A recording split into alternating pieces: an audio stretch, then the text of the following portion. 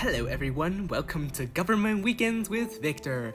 Today we'll be discussing the outdated ways of the judicial branch and other major issues facing our justice system today. The judicial branch of government was created with the Judiciary Act of 1789 and established the Supreme Court. That's more than 200 years ago. In the early 1800s, the branch of government did its job by hearing cases and deciding. Article 3 of the Constitution established the judicial branch of government with the creation of the Supreme Court. Section 1 of the article begins, "The judicial power of the United States shall be vested in one Supreme Court, and in such inferior courts as the Congress may from time to time ordain and establish." With the Judiciary Act of 1875, however, the judicial branch shifted.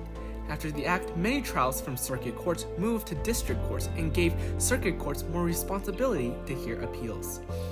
That's not all. This act also expanded on the judiciary power. It is only in the 20th century when we face some arising issues. In the 1950s, after World War II, the US have seen a big growth in lawsuits and conflicts. Many part of this is due to mass disparities between wealth. Not only this, but the vagueness in the interpretation of the Constitution led to people to rely on the judicial branch even more. During that time, human rights were also expanding, and all of this really put a burden on the judiciary branch. In the 2000s, we see a significant increase in case numbers. Many times judges have immense workloads and schedules. There has been much effort to minimize the workloads by adding an additional district court, but still, the judiciary branch faces many cases a year. The judiciary seeks a $8.1 billion funding in 2022.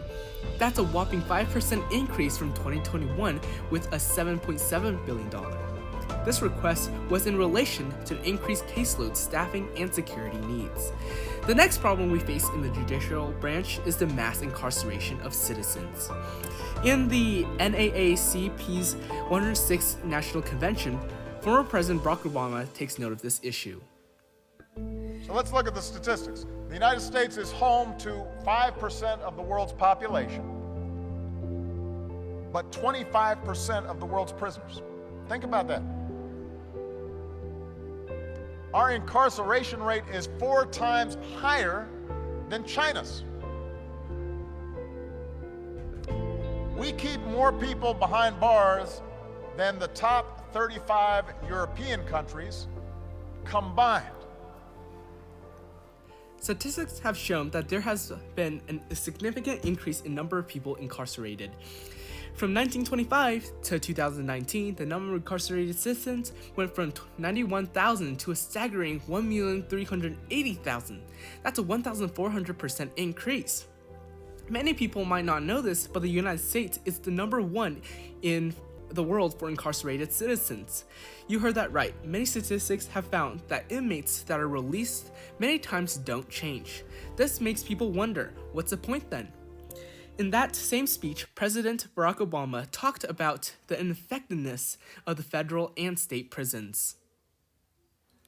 My first campaign, I've talked about how in too many cases our criminal justice system ends up being a pipeline from underfunded, inadequate schools to overcrowded jails.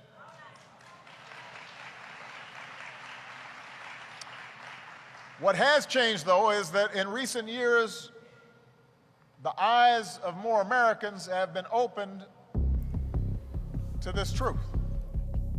Entrance policies of the war on drug era resulted in dramatic growth in incarceration for drug offenses.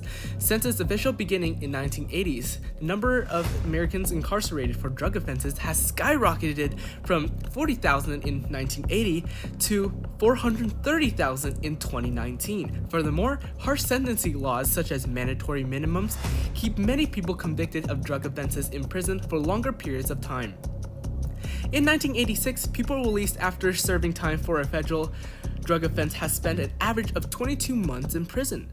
By 2004, people convicted of federal drug offenses were expected to serve almost 3 times that length, 62 months in prison. At the federal level, people incarcerated on a drug conviction made up nearly half the prison population. At the state level, the number of people in prison for drug offenses has increased 9-fold since 1980. Although it has begun to decline in recent years. Most are not high-level actors in drug trade, and most have no prior criminal records for a violent offense.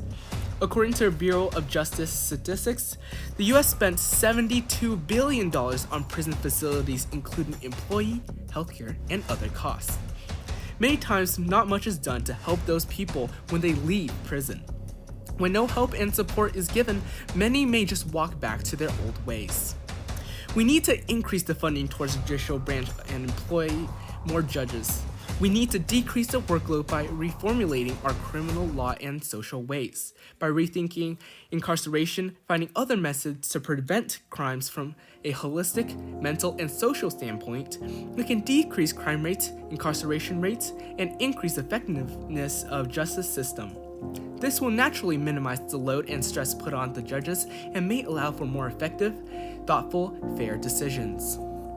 You yourself can make change by contacting your state senators by mail or spreading the word by sharing this video. Thank you for watching Government Weekends with Victor, and I'll see you in the next one. Bye!